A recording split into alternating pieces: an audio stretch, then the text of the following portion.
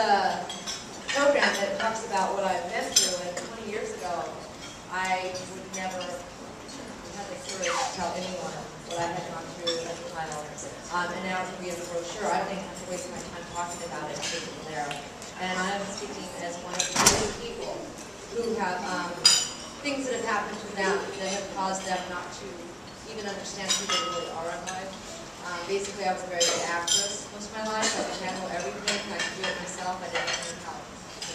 But the Commission on the Status of Women, in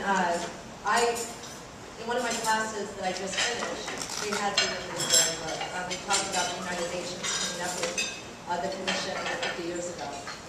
So basically, the world knows how important it is to have this organization. We are really blessed to have you. I work for Operation Hope, which is a nonprofit organization, and I am blessed to have the president, Bill Walbreaker, and Rachel. I have my best friend, Georgia. I met her back when I was pregnant with my first child.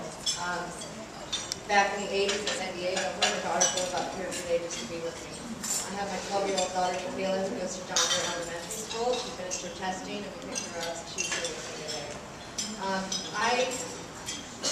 I actually was a single mom that worked 2 jobs for 3.5 years to take care of her kids because my ex-husband stopped paying child support.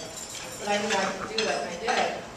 Then it turned out my 58-year-old mother had terminal cancer, so I, being her only daughter, was there for her, moved her into my house and took care of her until she died in my arms. July 13, 2002. I didn't realize that alcohol would do what it did to me. We have a lot of it in the family. I just basically felt that it was helping me cope with the emotional pain that I was feeling through all of this. And then a friend had introduced me to a drug called crystal meth, which gave me energy to work 2 jobs, take care of my 3 kids, and take care of my dying mother.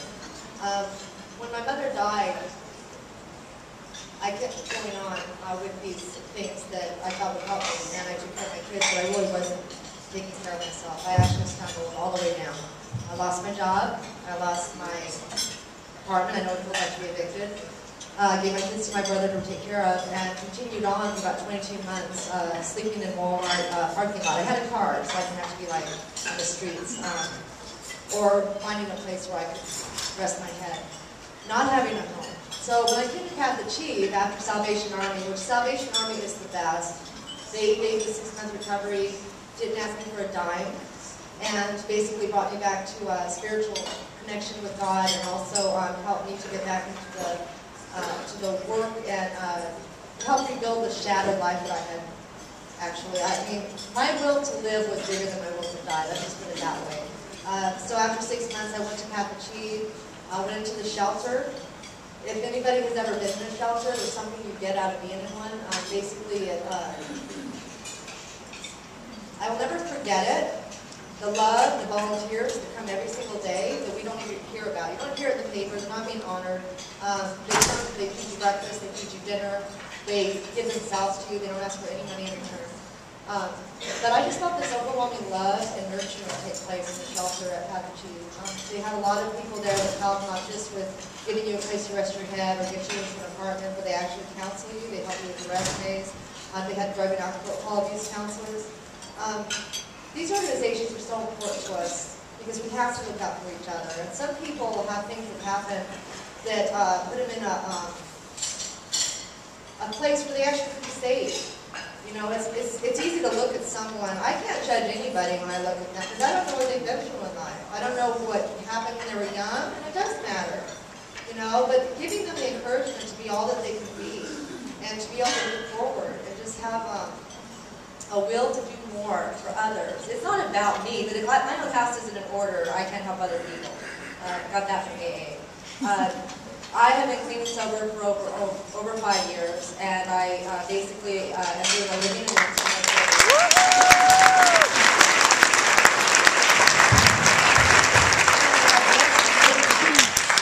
and the Kiwanis is where I actually spoke for the first time, and I had I know, and I want to be part of Toastmasters.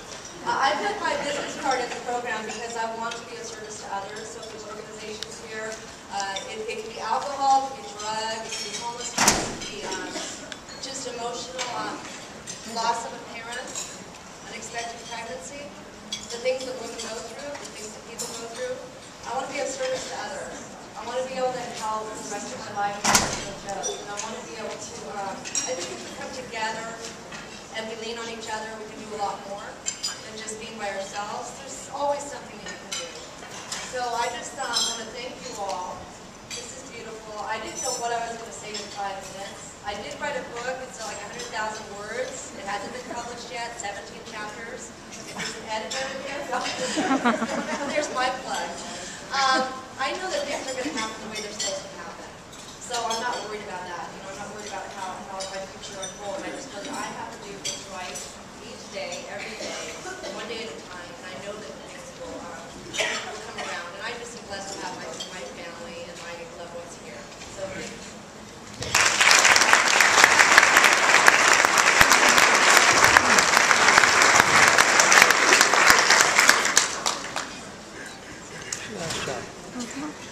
Thank you for those inspiring comments, Deborah.